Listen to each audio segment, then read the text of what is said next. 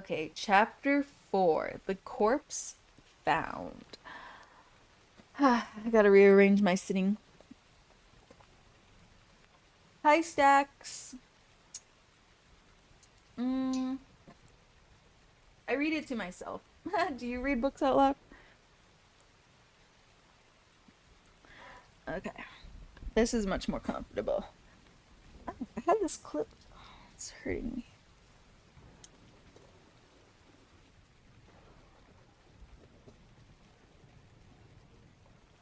Okay, chapter 4. The corpse found. The Halloween moon was full. Except for the receding chin, Turtle Wexler looked every inch the witch, her dark unbraided hair streaming wild in the wind from her under her peaked hat, a putty wart pasted on her small nose. If only she could fly to the Westing house on a broomstick, instead of scrambling over rocks. What with all she had to carry? Under the long black cape, the pockets of her jeans bulged with necessities of the night's dangerous vigil. Doug Who had already reached the top of the cliff and taken his station behind the maple on the lawn. The track star was the chosen timekeeper because he could run faster than anyone in the state of Wisconsin. Here she comes. It's about time. Shivering knee-deep in damp leaves that couldn't do his leg muscles much good, he readied his thumb on the button of the stopwatch. Turtle squinted into the blackness that lay within the open French doors, open as though someone or something was expecting her. There's no such things as ghosts. All you had to do was speak friendly to them. Ghosts, like dogs, know when people are scared. Ghosts, or worse, Otis Amber had said. Well, not even the worst could hurt Turtle. She was pure of heart and deed. She only kicked shins in self-defense, so that shouldn't count against her. She wasn't scared. She was not scared. Hurry up! That was Doug from behind the tree. At $2 a minute, 25 minutes would pay for a subscription to the Wall Street Journal. She could stay up all night. She was prepared. Turtle checked her pockets. 2 sandwiches. Sandy's flask filled with orange pop, a flashlight, her mother's silver cross to ward off vampires, the putty wart on her nose, soaked in Angela's perfume in the event that she was locked up with the stinking corpse, was clogging her nostrils with sticky sweetness. Turtle took a deep breath of chill night air and flinched with pain. She was afraid of dentists, not ghosts, or... Don't think about purple waves. Think about $2 a minute. Now, 1, 2, 3, 3.5, go. Doug checked his stopwatch. 9 minutes, 10 minutes, 11 minutes. Suddenly, a terrified scream, a young girl's scream, pierced the night. Should he go in, or was this one of that brat's tricks? Another scream. Clutching the bunched cape around her waist, Turtle came hurtling out of the Westing house. Turtle had seen the corpse in the house, but it was not rotting, and it was not sprawled on an oriental rug. The dead man was tucked in a 4-poster bed. A throbbing whisper, purple, purple, or was it turtle, turtle? Whatever it was scary, and beckoned her to the master bedroom on the 2nd floor, and maybe it was a dream. No, it couldn't be. She ached all over from the tumble down the stairs. The moon shone down, the window dark. Turtle lay in the narrow bed in her narrow room, waiting. Dark, still dark, waiting. At last, slow morning crept up the cliff and raised the Westing house, the house of whispers, the house of death. $2 times 12 minutes equals $24. Thud. The morning newspaper was flung against the front door. Turtle tiptoed through the sleeping apartment to retrieve it and climbed back into bed. The dead man staring at her from the front page. The face was younger, the short beard darker, but it was he, all right. Sam Westing found dead. Found. No one else knew about the bedded down corpse except Doug, and he didn't even believe her. Then who found the body? The Whisperer? Sam W. Westing, the mysterious industrialist who disappeared 13 years ago, was found dead in his Westing mansion last night.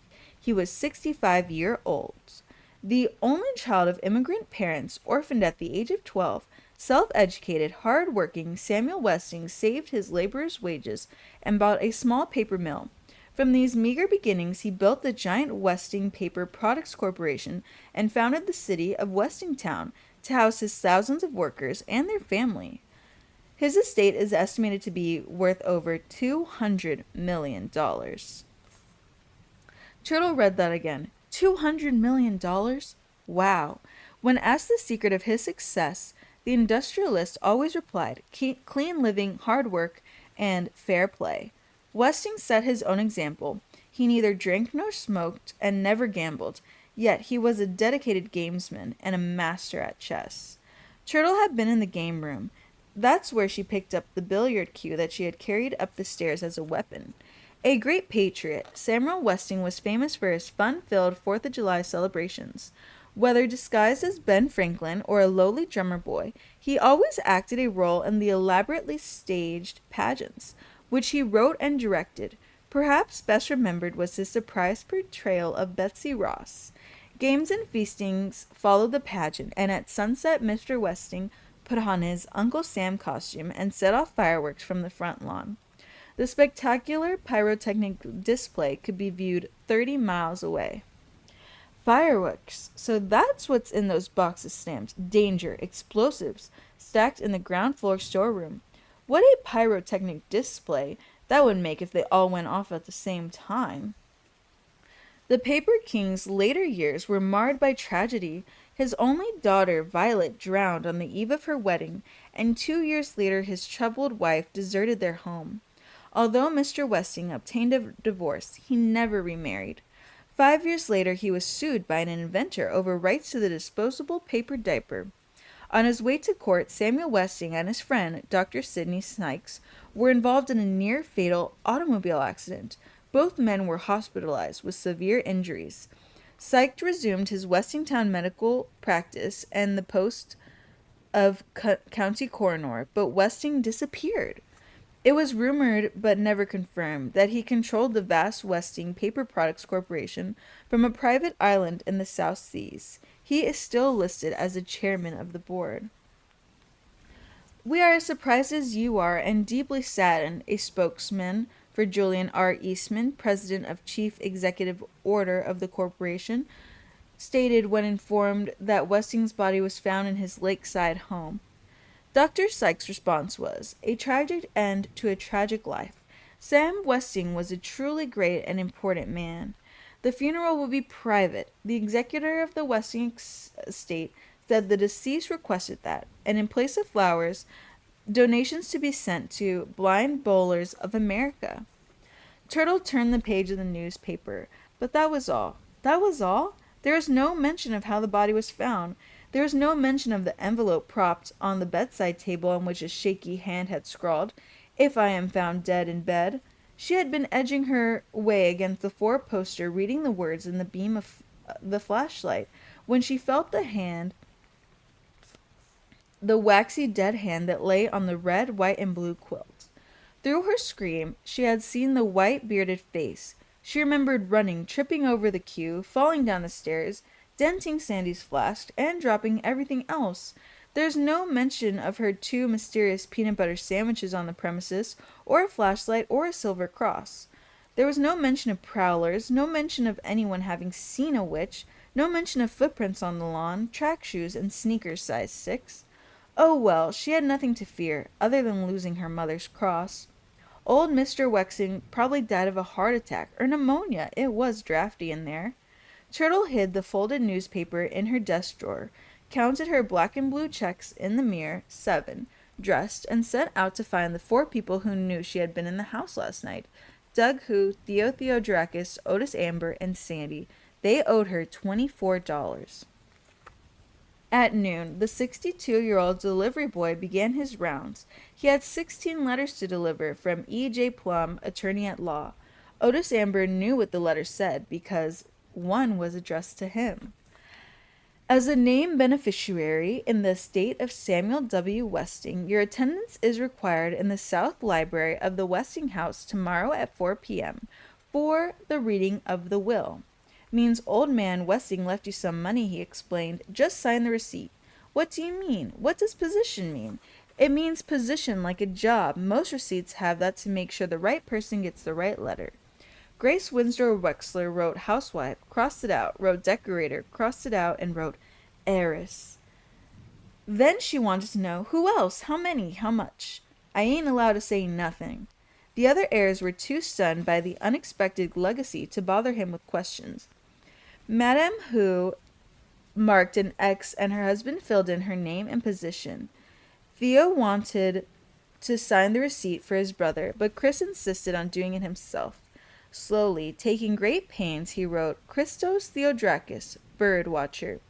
By the time the sun had set beyond the Sunset Towers parking lot, Otis Amber, deliverer, had completed his rounds. Chapter 5, 16 Heirs.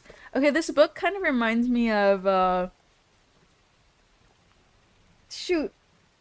Glass Onion. What's it called? Knives Out. Kind of gives me Knives Out vibes. Alright.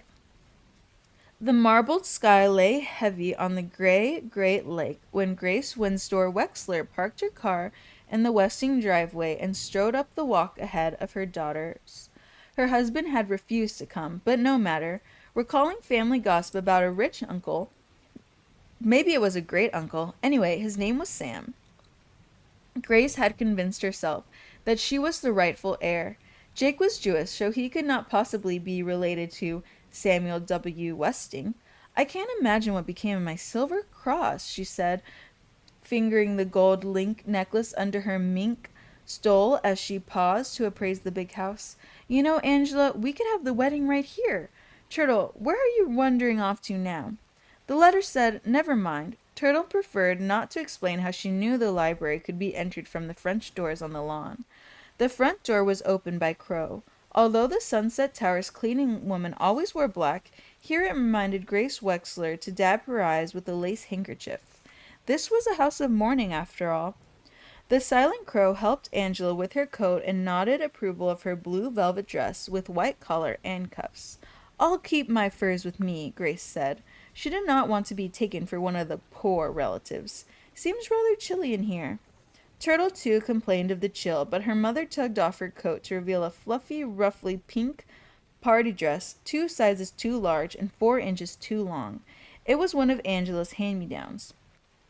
Please sit anywhere, the lawyer said, without glancing from the envelopes he was sorting at the head of the long library table. Miss Wexler took the chair to his right and motioned to her favorite. Angela sat down next to her mother, removed a trousseau towel from her large tapestry shoulder bag, and took up embroidering the monogram D, slumped in the third chair.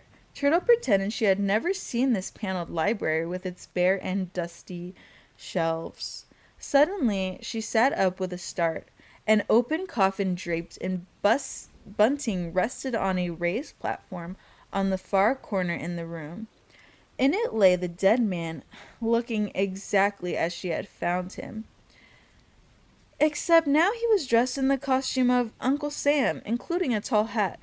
Between the waxy hands, folded across his chest, lay her mother's silver cross. Grace Wexler was too busy greeting the next heir to notice. Why, Dr. D, I had no idea you'd be here, but of course you'll soon be a member of the family. Come, sit next to your bride-to-be, Turtle. You'll have to move down. Dr. Denton D, always in a hurry, brushed a quick kiss on Angela's cheek.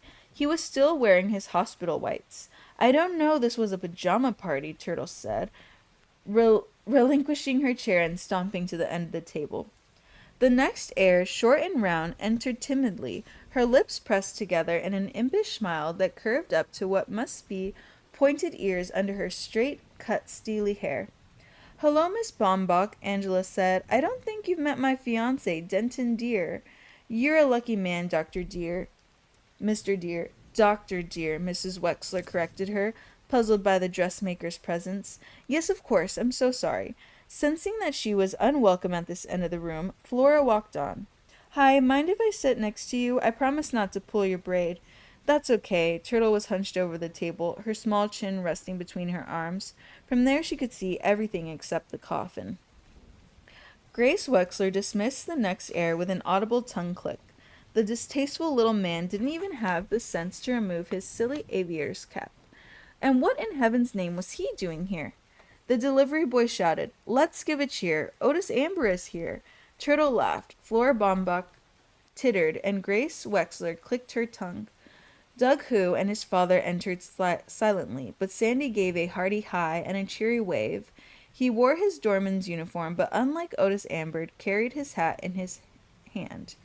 Grace Winsdor was no longer surprised at the odd assortment of heirs. Household workers, all, or former employees, she decided. The rich always reward servants in their wills, and her Uncle Sam was a generous man. "Aren't your parents coming?" she asked the older Theodrakis boy as he wheeled his brother into the library. "They weren't invited," Theo replied. "It's on," Chris announced. "What did he say?" "He said it's snowing," Theo and Flora explained at the same time. The heirs watched helplessly as the invalid's thin frame was suddenly torn and twisted in convolutions. Only the dressmaker rushed to his sides. I know, she simpered. "You were trying to tell us about the itsy-bitsy snowflings." Theo moved her away. "My brother's not an infant. He's not R-word. Please, no more baby talk."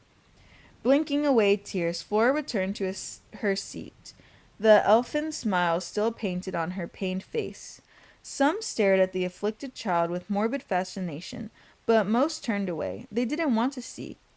Pyramidal tract involvement, Denton Deer whispered, trying to impress Angela with his diagnosis. Angela, her face a mirror to the boy's suffering, grabbed her tapestry bag and hurried out of the room. "Why, hello, Judge Ford." Proud of her liberalism, Grace Winsor Wexler stood and leaned over the table to shake the woman's hand. She must be here in some legal capacity, or maybe her mother was a maid. But of one thing Grace was certain. J.J. Ford could no more be related to Sam Double Westing than Mr. Who. "Can't we get started?" Mr. Who asked, hoping to get back in time to watch the football game on TV. "I must return to my restaurant," he announced loudly. "Sunday is our busy day, but we're still accepting reservation. Shin's Who's restaurant on the 5th floor of Sunset Tower, specializing in—" Doug tugged at his father's sleeve. "Not here, Dad. Not in front of the dead." "What dead?" Mr. Who had not noticed the coffin. Now he said, "Oh." The lawyer explained that several heirs had not yet arrived. "My wife is not coming," said Mr. Who. Grace said, "Dr. Wexler was called away on emergency operation." "An emergency Packers game in Green Bay," Turtle confided to Flora, who scrunched up her shoulders and tittered behind a plump hand. "Then we are still waiting for one. No, 2 more," the lawyer said, fumbling his papers, his hands shaking under the strict scrutiny of the judge. Judge Ford had recognized E.J. Plum. Several months ago he had argued before her court, bumbling to the point of incompetence. Why, she wondered, was a young, inexperienced attorney chosen to handle an estate of such importance? Come to think of it, what was she doing here? Curiosity, perhaps? But what about the rest of them, the other tenants of Sunset Towers? Don't anticipate Josie Joe. Wait for Sam Westing to make the first move. Light footsteps were heard in the hall, and it was only Angela who blushed and, hugging her tapestry bag close to her body, returned to her seat. The heirs waited. Some chatted with neighbors, some looked up at the gilt ceiling, some studied the pattern of the rug. Judge Ford stared at the table, at Theodorakis' hand, a calloused hand, a healed cut, the shiny slash of burn on the deep bronze skin. She lowered her hands to her lap. Thump, thump, thump. Someone was coming. Or were there 2 of them? In came Crow. Eyes lowered without a word, she sat next to Otis Amber. The dark cloud passed from her face as she eased off a tight shoe under the table. The last expected heir arrived. "Hello, everybody. Sorry I'm late. I haven't quite adjusted to this."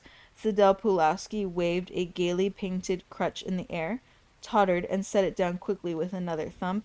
"This crutch, what a horrible word, but I guess I'll have to get used to it." She pursed her bright red mouth, painted to a fullness beyond the narrow line of her lips, trying to suppress a smile of triumph. Everyone was staring. She knew they would notice. What happened? Otis asked. Did you pull Turtle's braid? More likely she visited the Wexler butcher, Sandy suggested. Sidel was pleased to hear someone come to her defense with a loud click of the tongue. She had not even blinked a false eyelash at those offensive remarks. Poise, they call it. It's really nothing, she reported. Just some sort of wasting disease. But pity me not. I shall live out my remaining time, enjoying each precious day to the full. The secretary kept to the side of the room, avoiding the oriental rug that might cushion the thump of her purple-striped crutch as she made her way to the end of the table. Her exaggerated hips were even more exaggerated by the wavy stripes of white on her dress. Purple waves, Turtle thought. Denton Deer almost fell off his chair, leaning back to follow the most unusual case. First she favored her left leg, then her right leg. What is it? Whispered Miss Wexler. Venturn did not have the least notion, but he had to say something. Traveling sporadic myositis, he pronounced quickly and glanced at Angela. Her eyes remained on her embroidery. The lawyer stood, documents in hand, and cleared his throat several times. Grace Winstor Wexler, her chin tilted in the regal pose of an heiress, gave him her full attention. 1 minute, please. Sidel Pulowski propped her purple and white striped crutch against the table, then removed a shorthand pad and pencil from her handbag. Thank you for waiting. You may begin. Chapter 6. The Westing Will. My name, the young lawyer began, is Edgar Jennings Plum. Although I never had the honor of meeting Samuel W. Westing, for some reason yet unexplained, I was appointed executor of his will found adjacent to the body of the deceased. Let me assure you that I have examined the documents at hand as thoroughly as possible in the short time available. I have verified the signatures to those of Samuel W. Westing and his 2 witnesses, Julian R. Eastman,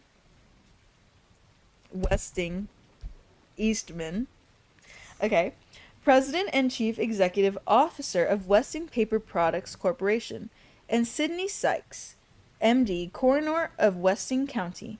Although the will you are about to hear may seem eccentric, I pledge my good name and reputation on its legality.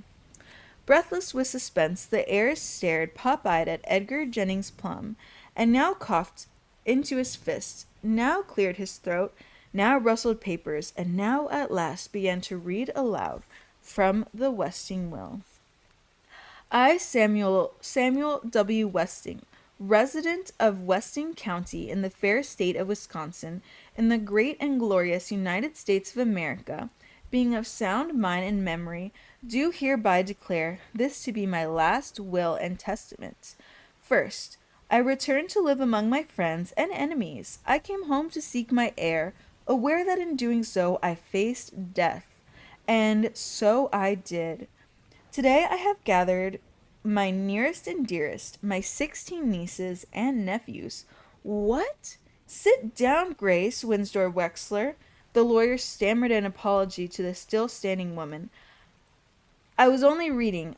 Those are Mr. Westing's words. Oh, the will said, sit down, Grace Winsor Wexler. Okay, if it's any comfort to you, Miss Wexler, Judge Ford remarked with biting dignity, I'm just as appalled by our purported relationship. Oh, I didn't mean... Hey, Angela, Turtle called the length at the table. It's against the law to marry that doctor-to-be. He's your cousin. Dr. Denton Deer, patting Angela's hand on the best bedside manner, pricked his finger on her embroidery needle. I can't tell who said what with this chatter, Sidel Pulowski complained. Would you read that again, Mr. Lawyer? Today I have gathered my nearest and dearest, my 16 nieces and nephews. Sit down, Grace Winsor Wexler, to view the body of your Uncle Sam for one last time.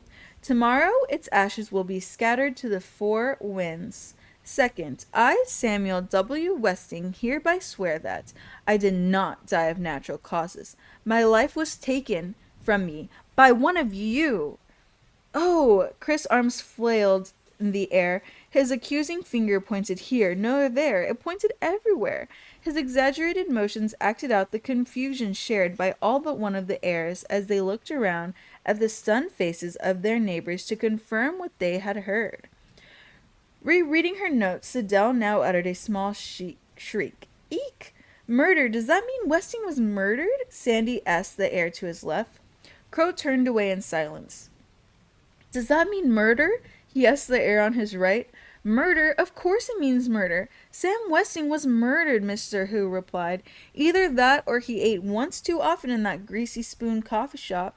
Theo resented Who's slur on the business. It was murder, all right, and the will says the murderer is one of us.